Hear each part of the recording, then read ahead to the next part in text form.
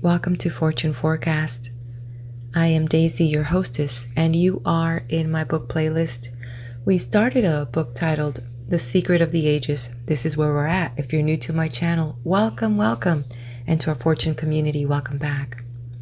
So if you are new to the channel and this is the first time you find this book, please do. We've already started it. Go to my book playlist and grab it right from the beginning. And we will be right here while you catch up, okay? This chapter is called This Freedom. It is in volume 4 of The Secret of the Ages, written by Robert Collier in 1926. It is in the public domain.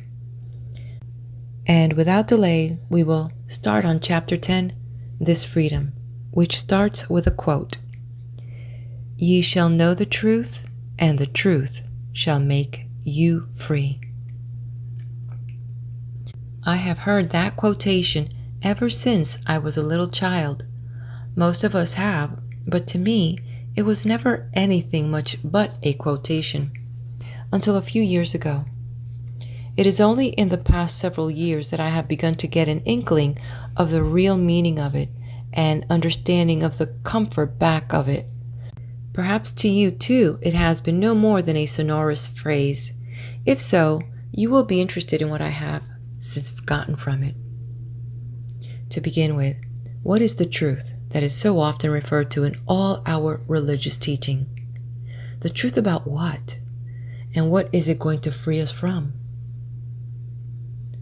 The truth as I see it now is the underlying reality in everything we meet in life. There is, for instance, one right way to solve any given problem in mathematics. That one right way is the truth as far as that problem is concerned. To know it is to free yourself from all doubt and vain imagining and error. It is to free yourself from any trouble that might arise through solving the problem incorrectly. In the same way, there is but one best way of solving every situation that confronts you. The best way is the truth. To know it is to make you free from all worry or trouble in connection with that situation. For if it is met in the right way, only good can come of it. Then there is your body. There's only one right idea of every organism in your body, one correct method of functioning for each of them. And universal mind holds that right idea, the correct method. The functioning of your body, the rebuilding of each cell and tissue, is the work of your subconscious mind. If you will constantly hold before it the thought that its model is perfection, that weakness or sickness or deformity is merely absence of perfection, not a reality in itself. In short, if you will realize the truth concerning your body, your subconscious mind will speedily make you free and keep you free from every ill. It matters not what is troubling you today. If you will know that whatever it may seem to be is merely the absence of the true idea, if you will realize that the only thing that counts is the truth that universal mind knows about your body, you can make that truth manifest. Affirm the good, the true, and the evil will vanish. It is like turning on the light. The darkness immediately disappears. For there is no actual substance in darkness. It is merely absence of light. Nor is there any substance in sickness or evil. It is merely the absence of health or good. That is the truth that was the mentality of Jesus, what Paul describes as the mind which was also in Christ Jesus. Jesus declared that we should know the truth and the truth would make us free. That truth was the power which he exercised. He had so perfect an understanding of truth that it gave him absolute dominion over evil, enabled him to heal diseases of every nature, even to raise the dead. The power that he exercised then was not confined to his time, nor limited to his own immediate followers. Lo, I am with you always.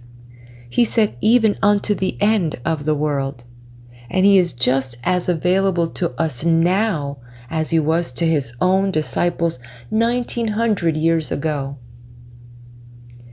I have given you power to tread serpents and scorpions underfoot and to trample on all the power of the enemy, and in no case shall anything do you harm.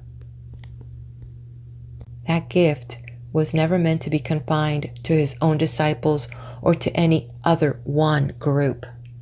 God has never dealt in special or temporary gifts.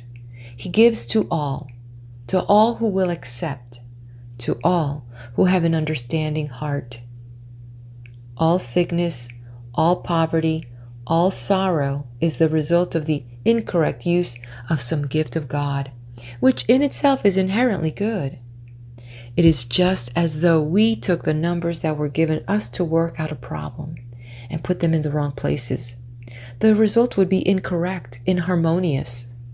We would not be expressing the truth. The moment we rearrange those numbers properly, we get the correct answer. Harmony, the truth.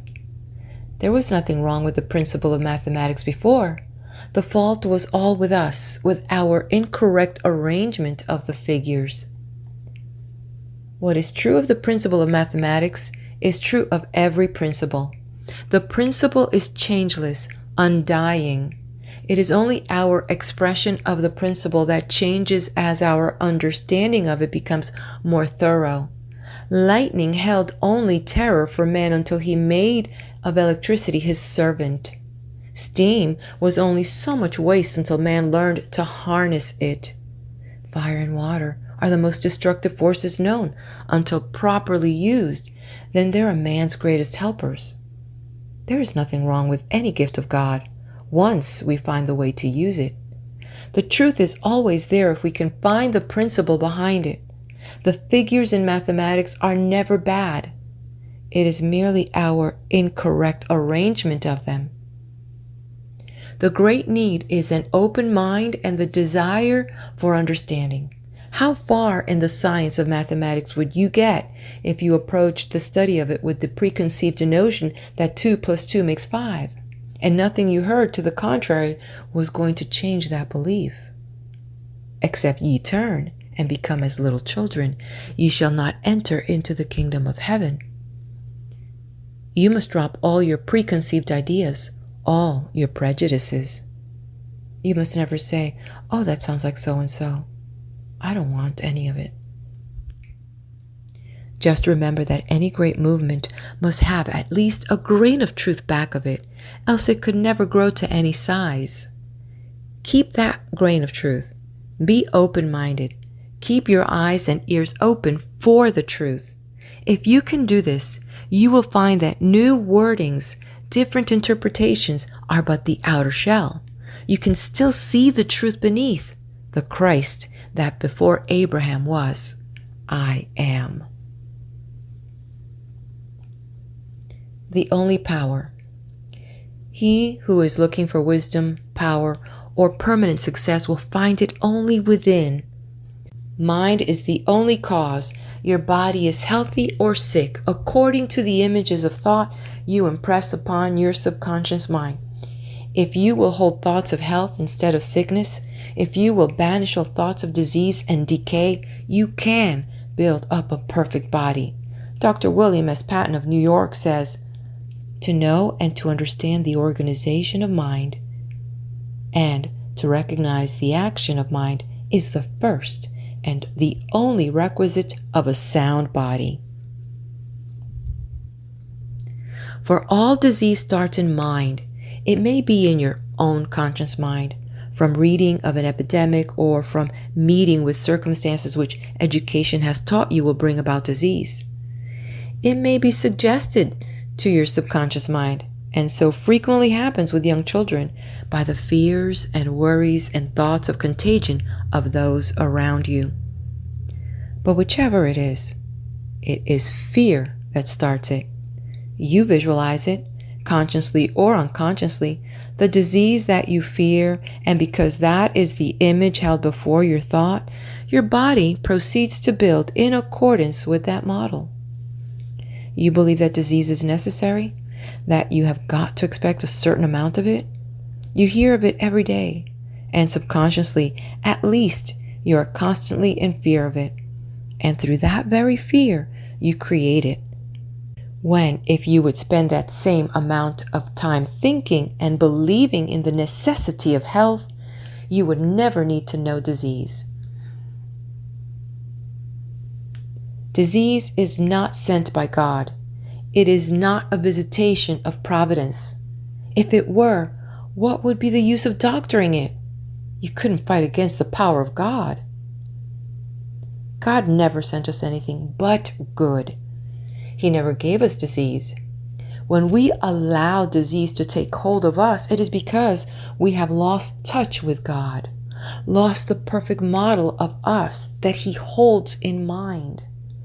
And what we have got to strive for is to get back the belief in that perfect model, to forget the diseased image we are holding in our thought. Remember the story of Alexander and his famous horse, Bucephalus? No one could ride the horse because it was afraid of its shadow, but Alexander faced it towards the sun and rode it without trouble. Face towards the sun, and the shadows will fall behind you too. Face towards the perfect image of every organ, and the shadows of disease will never touch you. There is no germ in a draft capable of giving you a cold. There is no bacteria in exposure to the weather that can give you a fever or pneumonia. It is you that gives them to yourself. The draft doesn't reason this out, neither does your body. They are both of them merely phases of matter. They are not intelligent. It is your conscious mind that has been educated to think that a cold must follow exposure to a draft. This it is that suggested to your subconscious mind and brings the cold into being. Before you decide again that you have a cold, ask yourself, who is it that is taking this cold? It cannot be my nose, for it has no intelligence. It does only what my subconscious mind directs. And anyway, how could my nose know that a draft of air has been playing on the back of my neck? If it wasn't my nose that decided it, what was it? The only thing it can have been is my mind. Well, if my mind can tell me to have a cold, surely it can stop that cold too. So let's reverse the process, and instead of holding before the subconscious mind images of cold and fevers, think only of health and life and strength. Instead of trying to think back to discover how we caught cold and thus strengthening the conviction that we have one, let us deny its existence and so knock the props out from under the creative faculties that are originating the cold. Let us hold before our subconscious mind only the perfect idea of nose and head and throat that is in the universal mind. Let us make it use the truth for its pattern instead of the illusory ideas of conscious mind. Every form of disease or sickness is solely the result of wrong thinking. The primary law of being is the law of health and life. When you recognize this, when you hold before your mind's eye only a perfect body, perfect organisms functioning perfectly, you will realize the truth that makes you free. Farnsworth, in his Practical Psychology, tells of a physician who has lived on a very restricted diet for years while at home. But about once a year, he comes to New York for a week. While here, he eats anything and everything that his fancy dictates and never suffers the least inconvenience. As soon as he gets home, he has to return to his diet. Unless he sticks to his diet, he expects to be ill, and he is ill. As a man thinketh, so is he. What one expects to get, he is apt to get, especially where health is concerned. For matter has no sensation of its own. The conscious mind is what produces pain, is what feels, acts, or impedes action. Functional disorders are caused by certain suggestions getting into the subconscious and remaining there. They are not due to physical, but to mental causes, due to wrong thinking. The oasis of all functional disorders in the mind, though the manifestation may be dyspepsia, melancholia, palpitation of the heart, or any one of 100 others, there is nothing organically wrong with the body. It is your mental image that is out of adjustment. Change the one, and you cure the other. In this day of gymnasium and the daily dozen, it may sound impractical to suggest that it is the mind, not the body, which needs the care, but I am far from being the first to suggest it. There is a very successful physician in London whose teaching is that gymnastic exercise does more harm than good. He contends that the only exercise necessary for the perfect development of the body is yawning and stretching. I would go farther than that. I would say that no physical exercise is essential to the perfect development of the body. That since the only cause is mind, the principal good of exercise is that when we go through the motions, we are impressing upon our subconscious mind the picture of the perfect figure that we would have. And that mental visualization is what brings the results.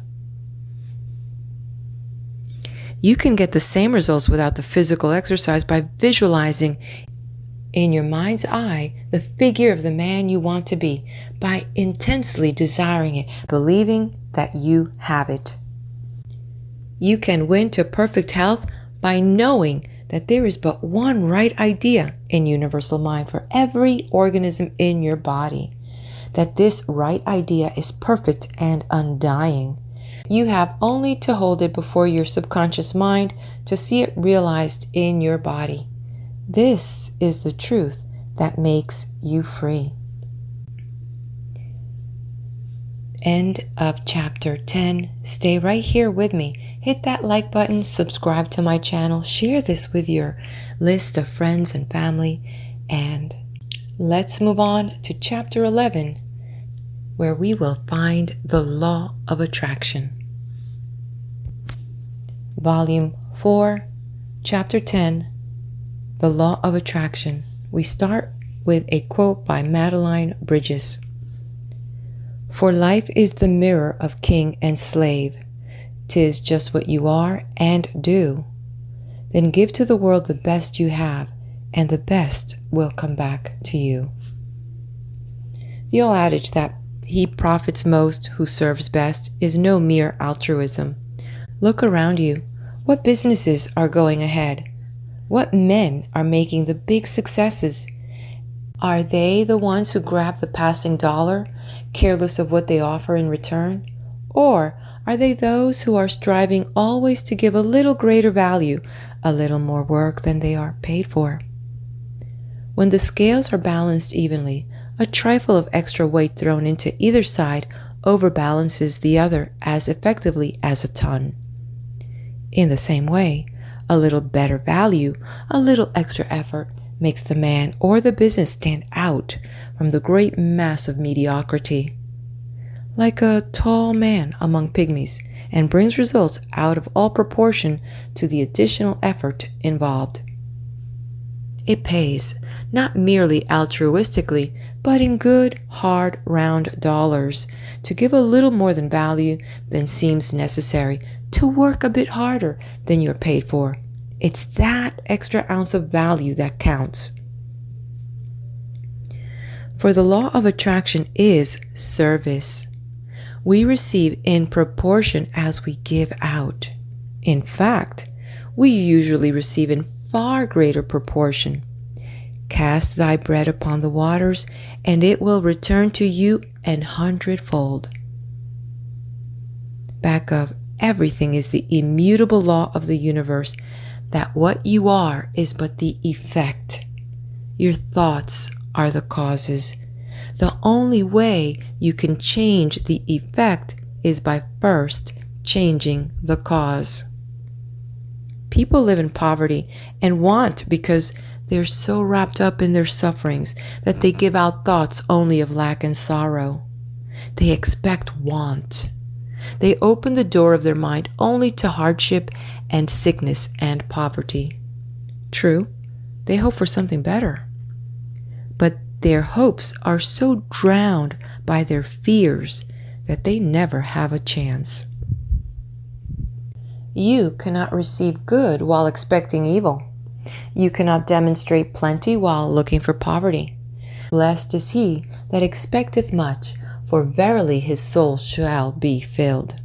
Solomon outlined the law when he said, There is that scattereth, and increased yet more, and there is that withholdeth more than is met, but it tendeth only to want. The liberal soul shall be made fat, and he that watereth shall be watered also himself. The universal mind expresses itself largely through the individual. It is continually seeking an outlet. It is like a vast reservoir of water constantly replenished by mountain springs. Cut a channel to it, and the water will flow in ever-increasing volume. In the same way, if you once open up a channel of service by which the universal mind can express itself through you, its gifts will flow in ever-increasing volume, and you will be enriched in the process.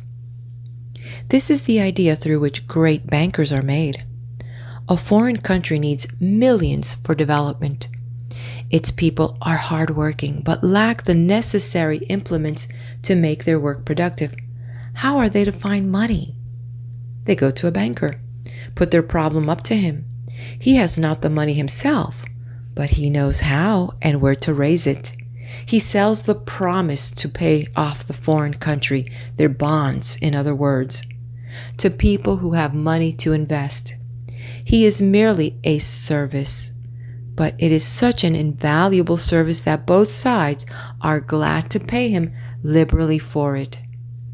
In the same way, by opening up a channel between universal supply and human needs, by doing your neighbors or your friends or your customers service, you are bound to profit yourself.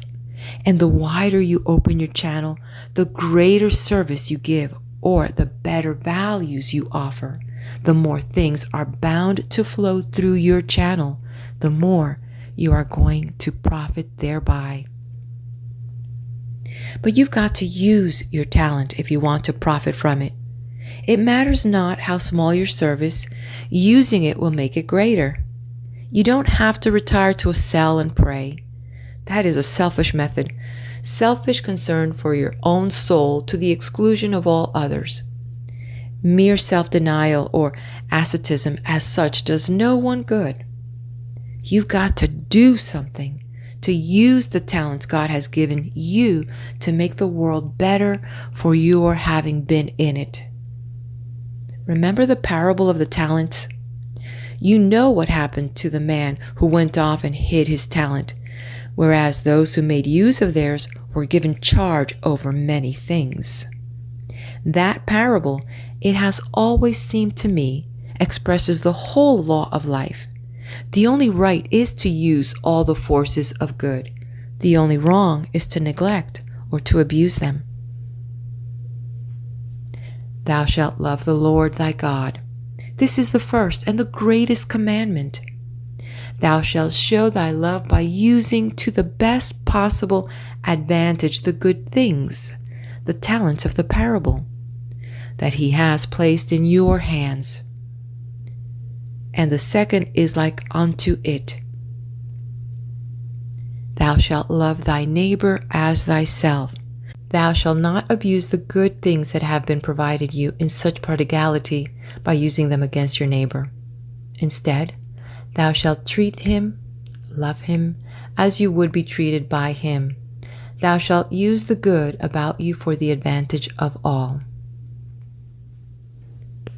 If you are a banker, you've got to use the money you have in order to make more money. If you are a merchant, you've got to sell the goods you have in order to buy more goods. If you are a doctor, you must help the patient you have in order to get more practice. If you are a clerk, you must do your work a little better than those around you if you want to earn more money than they. And if you want more of the universal supply, you must use that which you have in such a way as to make yourself of greater service to those around you. Whosoever shall be great among you, said Jesus, shall be your minister, and whosoever of you will be the chiefest shall be servant of all. In other words, if you would be great, you must serve, and he who serves most shall be greatest of all. If you want to make more money, instead of seeking it for yourself, see how you can make more for others. In the process, you will inevitably make more for yourself too. We get as we give, but we must give first. It matters not where you start. You may be a day laborer, but still you can give. Give a bit more of energy, of work, of thought than you are paid for. Whosoever shall compel thee to go a mile, said Jesus, go with him twain. Try to put a little extra skill into your work. Use your mind to find some better way of doing whatever task may be set for you. It won't be long before you are out of the common labor class. There is no kind of work that cannot be bettered by thought. There is no method that cannot be improved by thought. So give generously of your thought to your work. Think every minute you are at it. Isn't there some way in which this could be done easier, quicker, or better? Read in your spare time everything that relates to your own work or to the job ahead of you. In these days of magazines and books and libraries, few are the occupations that are not thoroughly covered in some good work. Remember in Lorimer's Letters of Self-Made Merchant to his son, the fellow that old Gorgon Graham hired against his better judgment and put him in the barrel gang just to get rid of him quickly. Before the month was out, the young fellow had thought himself out of that job by persuading the boss to get a machine that did the work at half the cost and with a third of the gang. Graham just had to raise his pay and put him higher up, but he wouldn't stay put. No matter what the job, he always found some way it could be done better and with fewer people, until he reached the top of the ladder. There are plenty of men like that in actual life. They won't stay down. They are as full of a bounce as a cat with a small boy and a dog after it. Thrown to the dog from an upper window, it is using the time of falling to get set for the next jump. By the time the dog leaps for where it hit, the cat is up the tree across the street. The true spirit of business is the spirit of that plucky old Danish sea captain Peter Torkenskjold, attacked by a Swedish frigate after all his crew but one had been killed and his supply of cannonballs was exhausted. Peter boldly kept up the fight, firing pewter, dinner plates, and mugs from his own remaining gun. One of the pewter mugs hit the Swedish captain and killed him, and Peter sailed off triumphant. Look around you now. How can you give greater value for what you get? How can you serve better? How can you make more money for your employers or save more for your customers? Keep that thought ever in the forefront of your mind, and you'll never need to worry about making more for yourself. A blank check. There was an article by Gardner Hunting in a recent issue of Christian Business that was so good that I reprinted here entire. If I give to anybody service of a kind that he wants, I shall get back the benefit myself. If I give more service, I shall get more benefit. If I give a great deal more, I shall get a great deal more. But I shall get back more than I give. Exactly as when I plant a bushel of potatoes. I get back 30 or 40 bushels, and more in proportion to the attention I give the growing crop. If I give more to my employer than he expects of me, he will give me a raise, and on no other condition. What is more, his giving me a raise does not depend on his fair-mindedness. He has to give it to me or lose me, because if he does not appreciate me, somebody else will. But this is only part of it. If I give help to the man whose desk is next to mine, it will come back to me multiplied, even if he apparently is a rival. What I give to him, I give to the firm, and the firm will value it because it is teamwork in the organization that the firm primarily wants, not brilliant individual performance. If I have an enemy in the organization, the same rule holds. If I give him with the purpose of helping him, something that will genuinely help him, I am giving him service to the organization. Great corporations appreciate the peacemaker, for a prime requisite in their success is harmony among employees. If my boss is unappreciative, the same rule holds. If I give him more in advance of appreciation, he cannot withhold his appreciation and keep his own job. The more you think about this law, the deeper you will see it goes. It literally hands you a blank check signed by the maker of universal law and leaves you to fill in the amount and the kind of payment you want. Mediocre successes are those that obey this law a little way, that fill in the check with a small amount, but that stop short of big vision in it. If every employee would only get the idea of this law firmly fixed in him as a principle, no subject to wavering with fluctuating moods, the success of the organization would be miraculous. One of my fears is apt to be that, by promoting the other fellow's success, I am sidetracking my own, but the exact opposite is the truth. Suppose every employee would look at his own case as an exact parallel to that of his firm. What does his firm give for the money it gets from the public? Service. Service in advance. The better the service that is given out, the more money comes back. What does the firm do to bring public attention with its service? It advertises. That is part of the service. Now suppose that I, as an employee, begin giving my service to the firm in advance of all hoped for payment. Suppose I advertise my service. How do I do either? I cannot do anything constructive in that firm's office or store or plant or premises that is not service.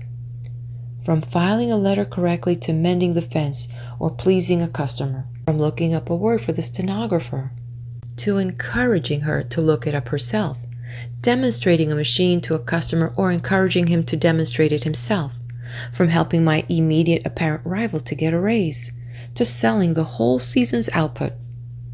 As for advertising myself, I begin advertising myself the moment I walk into the office or the store or the shop in the morning. I cannot help it. Everybody who looks at me sees my advertisement. Everybody around me has my advertisement before his eyes all day long. So has the boss, my immediate chief, and the head of the firm, no matter where they are. And if I live up to my advertising, nobody can stop me from selling my goods, my services. The more a man knocks me, the more he advertises me, because he calls attention to me. And if I'm delivering something better than he says I am, the interested parties, my employers, will see it and will not be otherwise influenced by what he says. More than that, I must give to every human being I come in contact with, from my wife to the bootblack who shines my shoes, from my brother to my sworn foe. Sometimes people will tell you to smile, but the smile I give has got to be a real smile that lives up to its advertising. If I go around grinning like a Cheshire cat, the Cheshire cat grin will be what I get back, multiplied. If I give the real thing, I'll get back the real thing, multiplied. If anybody objects that this is a selfish view to take, I answer him that any law of salvation from anything by anybody that has ever been offered for any purpose is a selfish view to take. The only unselfishness that has ever been truly taught is that of giving a lesser thing in hope of receiving a greater. Now, Why am I so sure of this law? How can you be sure? I have watched it work. It works everywhere. You have only to try it and keep on trying it, and it will prove true for you. It is not true because I say so, nor because anybody else says so. It is just true. Theosophists call it the law of karma. Humanitarians call it the law of service. Businessmen call it the law of common sense. Jesus Christ called it the law of love. It rules whether I know it or not, whether I believe it or not, whether I defy it or not. I can't break it. Jesus of Nazareth, without reference to any religious idea you may have about him, without consideration as to whether he was or was not divine, was the greatest businessman that ever lived. And he said, "Give and ye shall receive. Good measure, pressed down, shaken together, running over." And this happens to be so, not because he said it, but because it is the truth, which we all, whether we admit it or not, worship as God. No man can honestly say that he does not put the truth supreme. It is the truth, the principle of giving and receiving. Only there are few men who go the limit on it, but going the limit is the way to unlimited returns. What shall I give? What I have, of course. Suppose you believe in this idea, and suppose you should start giving it out, the idea itself, tactfully, wisely, and living it yourself in your organization. How long do you think it will be before you are a power in that organization, recognized as such and getting pay as such? It is more valuable than all the cleverness and special information you can possibly possess without it. What you have, give to everybody. If you have an idea, do not save it for your own use only. Give it. It is the best thing you have to give, and therefore the thing best to give. And therefore the thing that will bring the best back to you. I believe that if a man would follow this principle, even to his trade secrets, he would profit steadily more and more certainly than he will by holding on to anything for himself. He would never have to worry about his own affairs, because he would be working on fundamental law. Law never fails, and it will be easy for you to discover what is or is not law. And if law is worth using part of the time, it is worth using all the time. Look around you first, with an eye to seeing the truth, and then put the thing to the test. Through both methods of investigation, you will find a blank check waiting for you to fill in with whatsoever you desire, and new way to pray and to get what you pray for. End of chapter. Okay, before you move on to the next video, and hit that like button, subscribe to the channel. I'll meet you at the next video with the 3 requisites.